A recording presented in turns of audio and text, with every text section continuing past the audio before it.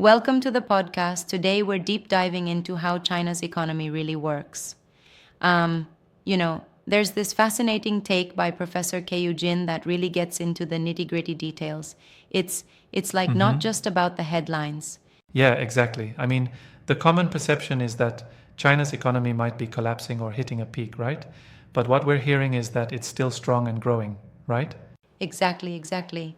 Jin's explanation really dismantles the myth of an impending collapse, pointing out that despite a lot of criticism and fear mongering, China's structural strengths are really holding up. Yep. And by structural strengths, I mean factors like robust industrial policies and a controlled market environment. So, what do you think are those key structural strengths? I mean, it's not just about export-led growth, right? Right, no. It's like a well-oiled engine that's been fine-tuned over decades. Keiyu Jin points out that the Chinese government uses a mix of state-owned enterprises, massive investments in infrastructure, and control over strategic sectors. That really keeps the momentum going even when some sectors might slow down. True. But some critics argue that this model is unsustainable. They say that with heavy state intervention and not enough innovation driven by the free market, there's a risk for long-term stagnation. Yeah, that's a good point. However, Jin challenges that view by noting that the Chinese system is adaptive. It's like constantly reforming its strategies to meet both domestic and international demands. There's a Right. robust policy toolbox at play here. It almost seems like China is setting the stage for a kind of steady evolution rather than a sudden collapse, doesn't it? Absolutely. And another interesting aspect is how China's economy isn't just a monolithic beast.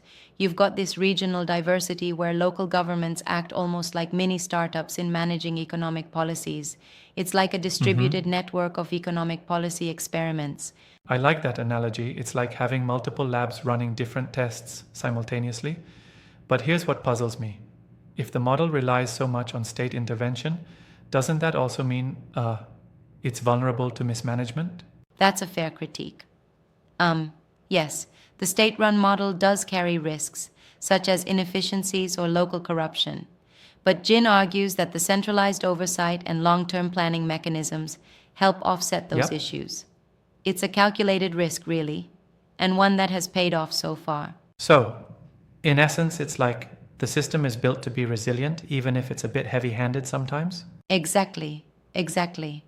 And consider this. While many of us in the West see market liberalization as the key to innovation, China's version is somewhat different. It's more of a controlled freedom, where the state channels investments into, areas they strategically value like technology and infrastructure. Yeah, absolutely. Right. And that explains why, even with the occasional data or transparency issue, the numbers so far demonstrate significant growth. But doesn't the discussion also touch on demographics? Like the aging population, could that not become a headwind? Oh, for sure. Demographics are definitely a challenging aspect. Jin points out that while the aging population is a concern, the government is well aware and they've initiated policies to address labor shortages and boost productivity. It's like acknowledging the challenge and then strategically planning for it rather than ignoring it. Interesting. So, it sounds like China's strategy, in a way, is to anticipate issues rather than react when it's too late. Exactly. And another layer to this is the role of technology. China's huge push in digital infrastructure, from e commerce to fintech, is transforming traditional economic models. It's like turning the engine from gas powered to electric, faster, cleaner, and more efficient. Right. That's a fascinating comparison. But what about the external perception? Many Western narratives seem to zero in on a potential crisis despite these reforms.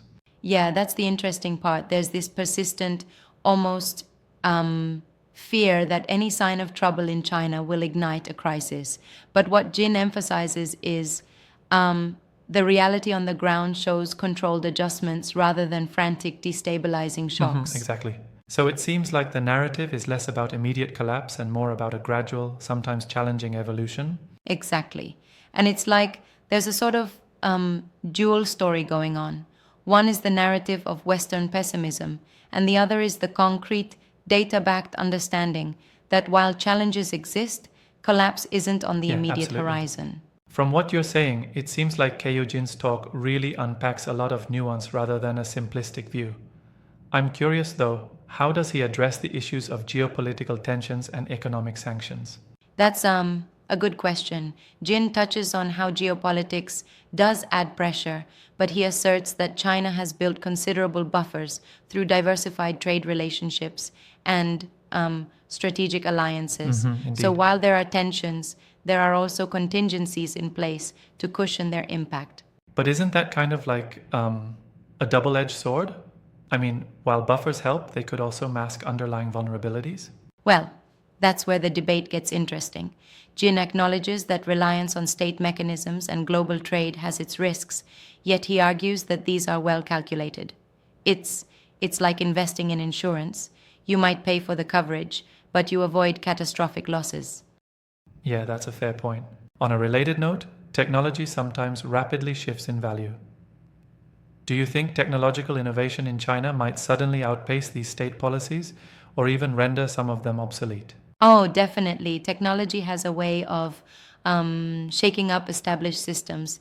But again, the state is heavily involved in tech development. It's like guiding the flow of innovation rather than waiting on it to happen. Exactly. That makes sense. So, in a way, the Chinese model is not static. It's continuously evolving, responding to both internal shifts and global trends. Precisely. And one of the key takeaways is that while challenges like demographic shifts, technological changes, and geopolitical frictions exist, the overall framework is robust enough to handle them. Yeah, absolutely. It's really eye opening when you get into the details like that. It makes one rethink the simplistic headlines we often see, doesn't it? For sure, it's like peeling an onion. Layer by layer, you get to see that there's much more complexity behind what we see on the surface. And Jin's explanation really helps to appreciate that multi layered approach to understanding a massive economy like China's. Right, indeed. And it's fascinating how this discussion blends economics with geopolitics and even social policy. I mean, every factor seems interlinked. Absolutely. It's a holistic perspective. You can't separate the macroeconomic policies from the societal and geopolitical issues they're embedded in. And that's what makes China's story so unique and, frankly, so compelling to study. I totally agree. And as someone who's followed both Western economic narratives and now these deeper dives, it really highlights that no economy is a simple playground. There's strategy, adaptation, and yeah, calculated risk everywhere. Exactly. It's the strategic interplay, the constant evolution, and the sheer scale that makes it so intriguing. You know, listening to Jin's take, I feel like we've just scratched the surface of how intricate global economies are. Yep. And isn't that the beauty of economic analysis? Always something more to uncover?